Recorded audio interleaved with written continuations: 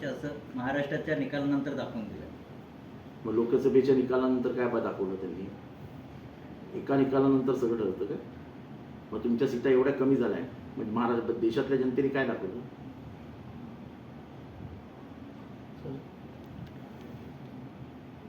ते असं सुद्धा म्हणाल की शरद पवारांच्या दगाफटक्याला राजकारणाला महाराष्ट्राने 20 फूट जमिनीत काढलं. करंगली तुमच्याच साहेबांनी त्यांची पकडली.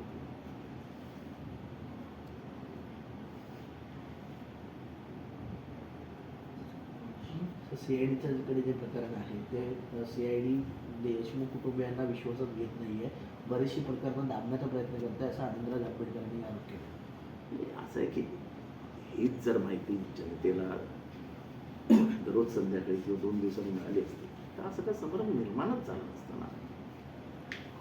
तुम्ही का लपवताय हा प्रश्न येतो ना. मग एक तर तुम्हाला चौकशी व्यवस्थित होत नाही किंवा तुम्हाला काहीतरी लपवायचंय. त्यातनं 2च उत्तरं मिळतात. तेव्हा तुम्ही खरं सांगायला पण बाहेर येत नाही. आणि आता माझं सरळ म्हणणं आहे की हार्वेस्टरचा अजितदादा काय करणार एवढं महाराष्ट्राला सांगा. तुम्ही त्या पक्षाचे अध्यक्ष आहात. ते पक्षाचे अध्यक्ष असताना तुम्ही नेमलेल्या कृषी मंत्र्यांनी, कृषी मंत्र्याच्या खास माणसाने कृषी मंत्र्याच्या नावावरती भ्रष्टाचार केलेला आहे. शेतकरी सांगतायत. काय करणार तुम्ही? करणार का गुन्हा दाखल? नसेल तर नाही सांगा. आणि मग कशाला नंतर जा सीआयडी कडे जा. इथे सीआयडी एचआरडी नाही बसली आहे. सीआयडी फक्त संतोष देशमुख हत्या प्रकरणी बसलेली आहे. एसआयटी संतोष देशमुख हत्या प्रकरणी बसली आहे. म्हणजे येण्यासारखे पोलिसांना जाणार, पोलीस म्हणणार आमचं कामच नाही, आमचं क्षेत्र म्हणजे आमच्या ज्युरिडिक्शन म्हणजे आमच्या परव्ह्यू मध्येच नाही, चला बाहेर निघा. दादा कमीत कमी तुमच्याकडनं ही अपेक्षा नाही. बारामतीचे शेतकरी आहेत त्याच्यात. महादेव जानकर यांनी धनंजय मुंडेंची पाठराखण केली आहे. ते म्हणतात राजीनामा घेण्यासारखं काही नाही. त्याचा राजीनामा घेण्यासारखे काहीच नाही. फक्त एक मुठदा पडलाय आणि त्याच्या खास माणसाने मारलाय. माणसं मरत असतात. हा फक्त जरा जास्त हत्यार वापरून मारलाय. तसं काही सिरियस काय नाही. देशमुख कुटुंबांनी भीतीची हे केले की आम्हाला पोलिसांचं संरक्षण पाहिजे, कारण की वाल्मिक करार जर बाहेर पडला तर तो देखील अख्ख्या बीडमध्ये ही भीती व्यक्त होते. मी ज्या ज्या लोकांशी बोललो सगळ्यांनी सांगितलं आम्ही पुढे यायला तयार आहोत. पण हा सुटला तर काय जितेंद्रजी? म्हणजे हा तर कुठल्याही डॉनपेक्षा मोठा डॉन आहे यार. लोक बोलायला घाबरत आहेत.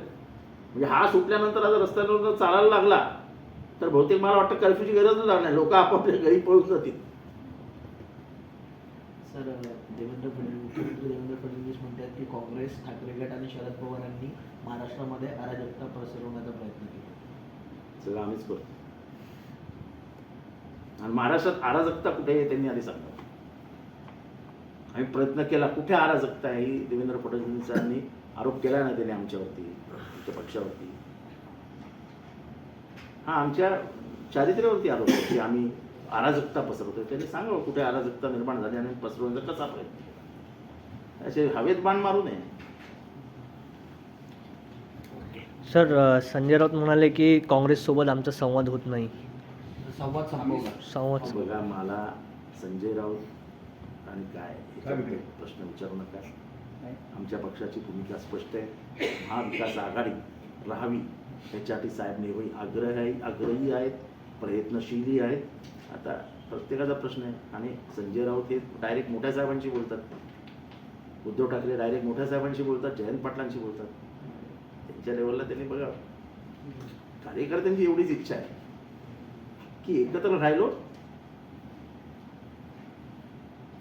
एक रहे तो लढेंगे, बटेंगे तो कटेंगे, एक रहे तो लढेंगे. देखील एकही पत्रकार परिषद घेतली नाही किंवा माहिती देत नाही. मला तेच म्हणायचं आहे. माझा सरळ प्रश्न आहे की ज्या दिवशी विष्णू चाटेला जामीन झाला त्या दिवशी त्यांचा जो वकील होता तो अगदी हसत हसत हसत मुलाखत देत होता. सरकारी वकील कुठे लपला होता? काय युक्तिवाद झाला? काय झालं? पहिली गोष्ट, जर तो 302चा आरोपी होता तर त्याला तातडीने ताब्यात का नाही घेतला पोलिसांनी? आम्ही जे आतापर्यंत आमच्या ज्या राजकीय अनुभव आहे किंवा हे असे जे आरोप होतात तेव्हा गुन्हेगारांचा ताबा लगेच घेतात पोलीस. ह्यांनी हा ताबा का नाही घेतला लगेच त्याचा? काय मुहूर्त होता का सोमवारचा? विष्णू चाटेचा अजून मोबाईल कुठे आहे? चर्चा सुरू आहे विष्णू चाटेने मोबाईलच दिलेला नाही.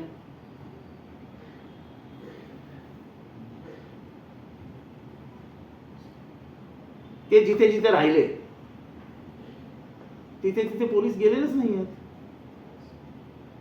तो कोण तो मोराळे, त्याला रस्त्यात भेटले कोणते वाल्मिक कराड साहेब आणि ते म्हणाले अण्णा तुम्ही छोट्या गाडीत चालले. आणि ती गाडी कोणाची, तो चालवत कोण होता? त्याचा काही माणूस वाल्मिक कराड जर अक्कलकोटला आला होता तर तो राहायला कुठे होता? त्याचे पैसे कोणी भरले? काय म्हणजे महाराष्ट्राला काही कळूच द्यायचं नाही. आणि ह्याच मोराळीची गाडी अजितदादांच्या ताफ्यात होती.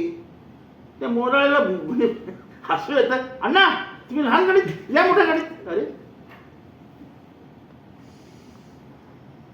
म्हणजे इतकं सगळं सोपं झालंय. आमच्यावर केसेस म्हणजे उदाहरण देतो, माझ्यावर केस पडली तो पोलीस आमच्या मागे असे करत लागतात.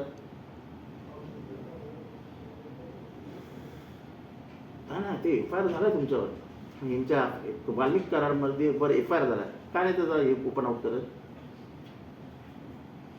आमच्यावर करताना बरं वाटतं ना, आम्ही काय म्हणत नाही त्याच्यावर करा, नसेल तर नाही सांगा ना महाराष्ट्राला. तेवढी ते हिंमत ठेवा की त्याच्या विरुद्ध कुठलाही पुरावा आमच्याकडे नाही. आता या हार्वेस्टरच्या बाबतीत तुम्ही काय करणार? ओपनली शेतकरी सांगतायत का केस नोंदवत नाही. त्यांनी आरोप केला की पंढरपूरला ते गेले असता त्यांचा केस घ्यायला नाकार दिला. कोण आहे तो पोलीस ऑफिसर जो केस घ्यायला नाकार देतो? F I R is a compulsion on the police officers. आणि सुप्रीम कोर्टाने टाकलेलं कंपल्शन आहे की तुम्हाला एफ आय आर नोंदवून घ्यावाच लागेल. दुसऱ्याला एक नाही, दुसऱ्याला एक नाही, तिसऱ्याला एक नाही. या ठाण्यात मागच्या 3 वर्षात किती एफ आय आर नोंद झाले जरा तपासून घ्या. महाराष्ट्र राहू द्या बाजूला. म्हणजे देवेंद्र फडणवीसांना विनंती आहे, महाराष्ट्रात ठाण्यात किती एफ आय आर नोंदवले गेले, ते खरे आहेत का खोटे आहेत तपासून घ्या.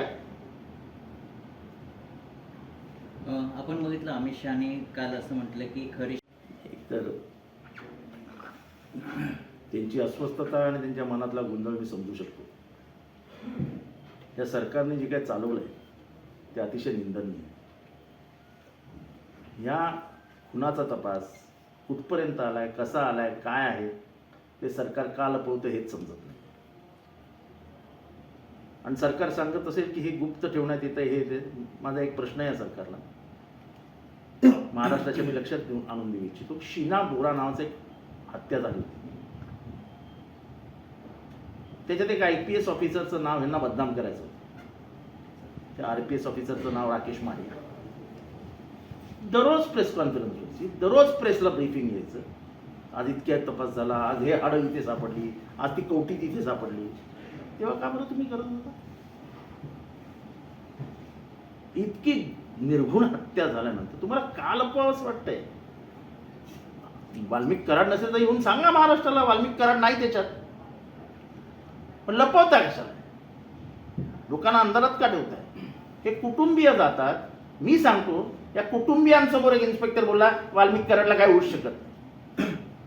कसं आहे कुटुंब डिस्टर्ब नाही होणार? हे सरकारला नेमकं करायचंय का? सरकारला जिल्हा परिषदेचं राजकारण तर नाही दिसत आहे ना, की परत एकदा OBC विरुद्ध मराठा पेटवून देऊ, आपलं जिल्हा परिषद काढून घेऊ, विषय संपून टाकू. सगळीकडेच जर हे सरकार राजकारण करणार असेल त्यांची मानसिकता ही जे माणुसकी या सरकारमध्ये आहे की नाही? मायबाप सरकार आपण म्हणतो, माय पण नाही आणि बाप पण नाही. कुटुंबाला काहीच माहिती मिळणार असेल आणि अस्वस्थता असं आहे की ती पोरगी दररोज रडते आहे, पोरगा बहिणी सगळे घरात आहेत. वातावरण जर भयग्रस्त असेल नॅचरली आहे की थोडासा प्रेशर येणार त्या धनंजयवर. माझी विनंती असेल त्या कुटुंबियांना की लोकशाही मार्गाने जे करायचं ते आपण करूच, आम्ही करतोच आहोत. पण आपण त्या कुटुंबाचं दुःख तर ते तिथे आपण इथे काय करू शकतो? सरकारनेच मायबापची भूमिका घेतली पाहिजे. नाही ना तुम्हाला करायचं वाल्मिक कराड विरुद्ध काही सांगून टाका वाल्मिक कराड नाही आहे, कुटुंब बघेल. हाच प्रश्न जोडीने संतोष देशमुख यांच्या पत्नीने असं सांगितलं की संतोष देशमुखला यांना वारंवार धमकीचे फोन होते, त्यानंतर ते लातूरला गेले होते, तिथं देखील त्यांना फोन येत होते. मग ह्यावर धमकीचे फोन त्यांना कोणाचे येत होते? नाही, आता हे कुटुंबियांनी सांगावं ना ओपनली, कुटुंबियांनी ओपनली सांगावं. आणि माझा तर काही लोकांनी त्यांच्या घरच्यांवरती दबाव टाकलाय की तुम्ही वाल्मिक कराडच्या जास्त मागे लागू नका. काय मला कळत नाही, वाल्मिक कराड हा कुठला मोठा, इतका मोठा गुंड आहे की तो सरकारपेक्षाही मोठा आहे. आता साधी गोष्ट, हार्वेस्ट आता बहुचर्चित जो भ्रष्टाचाराचा आरोप होतोय त्याचे सगळे पैसे वाल्मिक कराडने आमच्याकडनं घेतले, सगळे हे सांगतात कोणते शेतकरी. अजूनही केस का नाही रजिस्टर होत? मला अजितदादांना विचारायचं, अजितदादा आपण शेतकरी आहात, आपण नेहमी शेतकऱ्यांबद्दल बळीराजाच्या बद्दल वगैरे बोलत असतात. बारामतीमधल्या शेतकऱ्यांकडनं हिंमत तुमच्या मंत्र्याची की त्यांनी बारामतीच्या शेतकऱ्यांकडनंच पैसे घेतले आणि तरी तुम्ही त्यांना पाठीशी घालताय, म्हणजे मला काय कळतच नाही. म्हणजे इतके कोण मोठे आहेत की अजितदादा त्यांचा भ्रष्टाचारी मागे घालतात. आणि किती हास्यास्पद आहे, तुम्हाला भ्रष्टाचाराचा प्रश्न विचारला जातोय, तुम्हाला महाराष्ट्र काय येड्या गबाळ्यांचा राज्य वाटतं की काय? तुम्ही सांगता ते SIT कडे, ते ह्याच्याकडे, ते CID कडे. अरे कुठलं प्रकरण SIT CID कडे आहे? आणि म्हणून आम्ही सांगत होतो की न्यायालयीन चौकशी करा, न्यायाधीश आणा, न्यायाधीशाकडे सगळे जाऊन तक्रार करते. लोक घाबरतात ते एकाच कारणासाठी की आम्ही तक्रार करायचो आणि वाल्मिक कराड जामिनावर बाहेर यायचं. मी तुम्हाला सांगतो, जसे शेतकरी उघडलेत ना, स्वतःचे तोंडे उघडले आहेत, ज्या दिवशी वाल्मिक कराडला मकोका लागेल किंवा ज्या दिवशी तो 302चा आरोप होईल, तुम्हाला अजून 50 खुनाची प्रकरणाचे आरोपी चे आई वडील येऊन सांगतील की ह्यांनीच आमच्या पोराचा मर्डर केला होता. सर, ज्यावेळेस शेतकरी अजितदादांकडे गेले होते त्यावेळेस अजितदादांनी त्यांना विचारलं की तुम्ही मला विचारून पैसे दिले. म्हणजे ह्याचा अर्थ काय? महाराष्ट्राचा भ्रष्टाचार झाला, तुम्ही मला विचारून केला काय? म्हणजे धनंजय मुंडेंनी, म्हणजे त्या वाल्मिक कराडने खून केला, तुम्ही कशाला बोलताय? मध्ये सरळ सांगून टाका ना महाराष्ट्राला, त्यांनी मला विचारून खून केलाय का? जा, मग सामुदायिक जबाबदारी असते मंत्री म्हणून, हे आपल्यापुरतंच बघा. मग बीडच्या हत्या प्रकरणी ABP माझा, उघडा डोळे बघा नीट.